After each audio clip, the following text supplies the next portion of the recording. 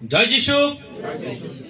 আপনাদের মনে কতজনাকার এই বিষয়ে একটা দ্বন্দ্ব আছে, একটা মনে একটা খটকা আছে, প্রশ্ন আছে যে আমাকে যদি আমি প্রভুকে বিশ্বাস করলাম, প্রভুকে বিশ্বাস করে কেউ যদি আমাকে পুড়িয়ে দেয় তাহলে আপনার কি হবে?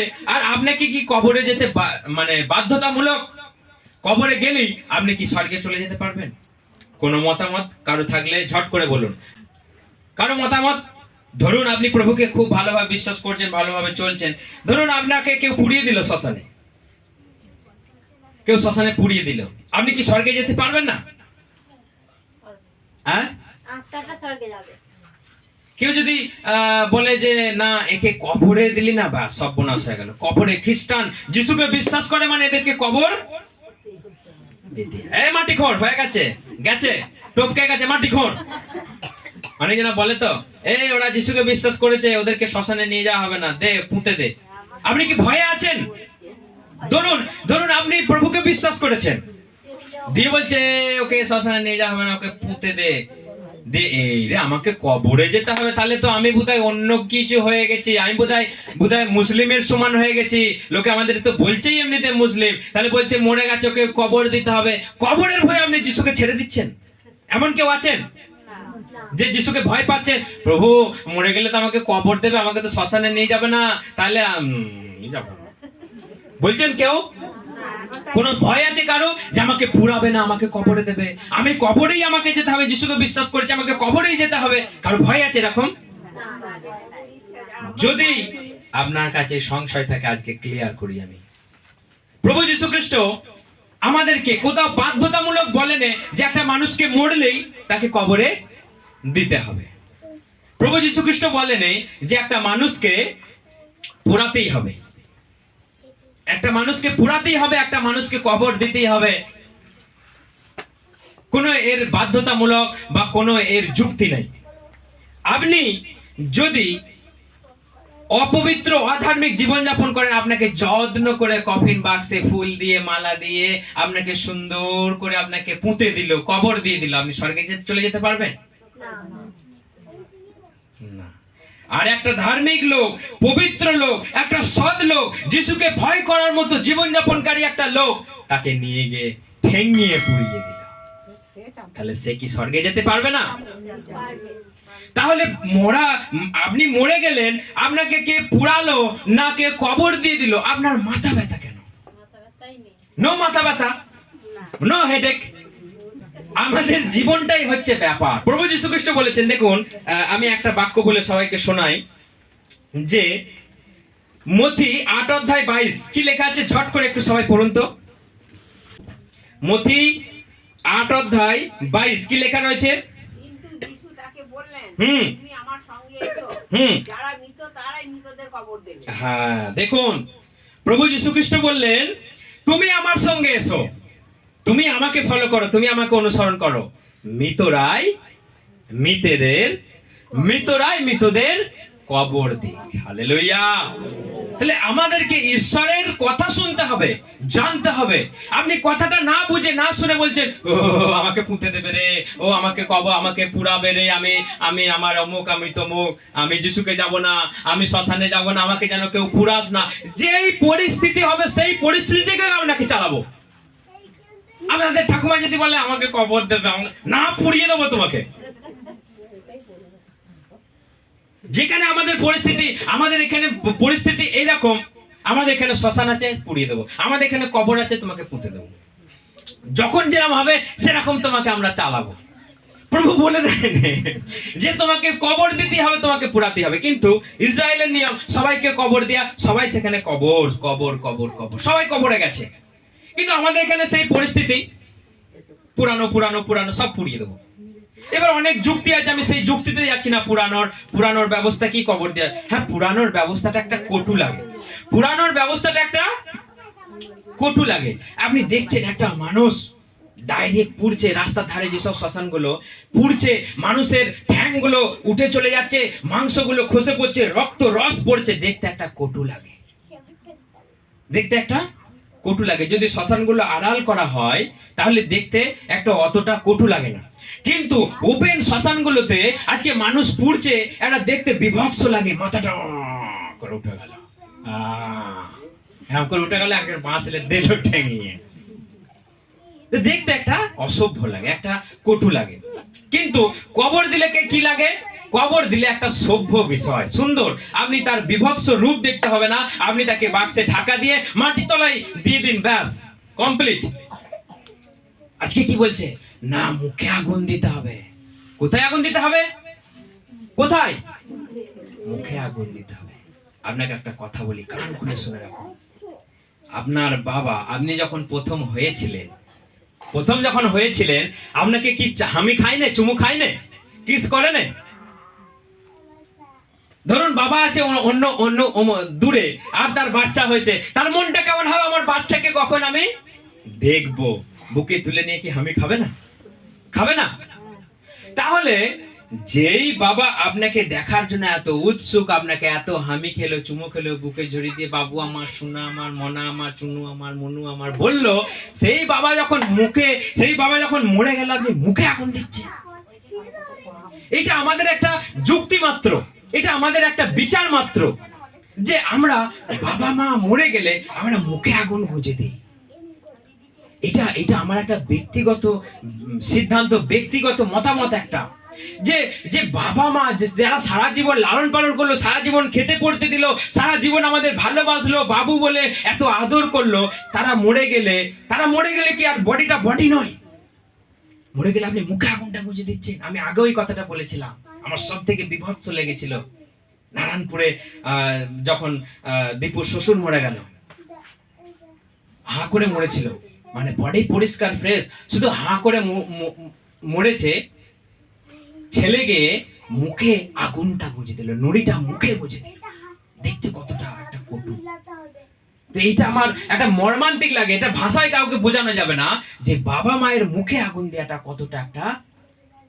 কিন্তু মানুষ কি বলছে? মুখে আগুন দিলে, মুখাগ্নি করলে সে পরিত্রাণ পাবে। আমাদের চিন্তাগুলো দেখুন, যারা প্রভুতে নেই, যারা বিশ্বাসী নেই, ভদ্র জীবন যাপন নেই, যাদের জীবনে সততা নেই, যারা ঈশ্বরকে জানে না, যারা ঈশ্বরের চরিত্র আচরণ জানে না, তাদেরকে মুখে আগুন দিয়ে দিলে স্বর্গে চলে যাবে। তারা মরে গেল, তাদেরকে বিরাট ছড়াত করছেন, বিরাট শ্রাদ্ধর ব্যাপার, বিরাট ঘটা করে শ্রাদ্ধ করছেন, তারা স্বর্গে যাবে? বেঁচে থাকতে জীবন চরিত্র যদি ঠিক না হয়, বেঁচে থাকতে যদি আচরণ যদি ঠিক না হয়, প্রভুর যীশু খ্রিস্টের যদি আদেশ পালন যদি না হয়, ওরে বাপ রে বাপ, তাকে স্বর্গে পাঠানো হবে? এত ঘটা আয়োজন করে, এত ঘটা গোষ্ঠীর পিণ্ডি চটকে, কলা দিয়ে, চাল দিয়ে, তিল দিয়ে চটকে বলছেন কি বলে, গয়ায় পিণ্ডি দিতে হবে, না হলে ওর আত্মা গতি হবে না। হ্যালো, আমরা যিশুর সন্তান, ঈশ্বর আমাদের আত্মিক চোখ, আত্মিক জ্ঞান খুলে দিয়েছে। আপনি চিন্তা করুন, আপনার জীবন, আপনার আত্মায় যদি পবিত্রতা, ধার্মিকতা না থাকে, আপনাকে যতই সাধ্য করা হোক, যতই আপনাকে মুখাগ্নি করা হোক, আপনি কি যাবেন স্বর্গে? সেই জন্য বেঁচে থাকতে আপনার জীবন চরিত্র, আপনার ধর্ম, আপনার ধার্মিকতা, ভালোবাসার ধর্ম হোক, মানুষকে ভালোবাসার জীবন হোক, আপনাকে মুখাগ্নিও করতে হবে না, আপনার জন্য বিরাট সাধ্যও করতে হবে না, আপনি অটোমেটিক স্বর্গে চলে যাবেন। হালেলুয়া।